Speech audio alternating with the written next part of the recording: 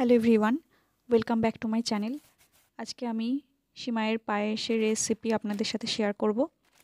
এটা শুধু নস্টালজিয়া নয়, অনেকটা ভালোবাসা। এতে আছে না কোনো কনডেন্স মিল্ক, না কোনো শর্টকাট। একেবারে খাঁটি ঘি, দুধ, তেজপাতা আর এলাচে ভরা মিষ্টি সেমাই পায়েস। প্রথমে আমি গ্যাসটা অন করে ননস্টিকের কড়া বসিয়ে দিয়েছি এবং তাতে বড় চামচের 1 চামচের পরিমাণ ঘি, তেজপাতা আর 3টে এলাচ দিয়ে নিয়েছি।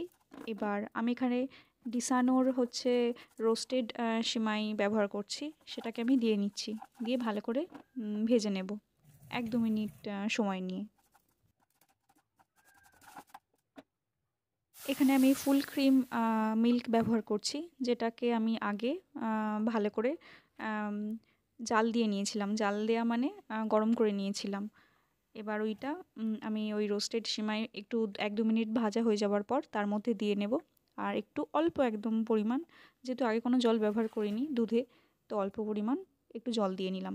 এবার সবকিছু ভালো করে ফুটতে দেব। এটা ফুটতে মোটামুটি 10 থেকে 15 মিনিট সময় লাগবে। আ তো ফুটে এলে সবকিছু মানে সিমাইটা ভালো করে সেদ্ধ হতে সময় দেব। হয়ে গেলে তারপরে পরিমাণ মতো চিনি এখানে অ্যাড করছি। আপনারা চাইলে গুড়ের ব্যবহারও করতে পারেন। আমি এখানে চিনির ব্যবহার করেছি। চিনি মিশে যাওয়ার পর সবকিছুকে আমি আরও একটু দুধ যাতে ঘন হয়ে আসে সেজন্য ফুটতে দেব। এরই মধ্যে সেমাই ফুলে নরম হয়ে যাবে। এরপর সবকিছু হয়ে গেলে, কমপ্লিট হয়ে গেলে কাঁচের বাটিতে ঢেলে গরম, গরম বা ঠান্ডা, ঠান্ডা পরিবেশন করুন সেমাইয়ের পায়েস।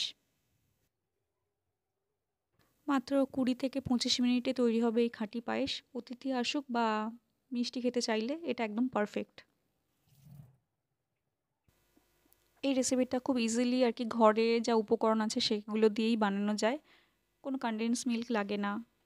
তারপর পুজো বা ফেস্টিভ কোনো সিজনে মিষ্টি খেতে ইচ্ছা হলে তো ঝটপট খুব তাড়াতাড়ি এটা বানিয়ে নেওয়া যায়।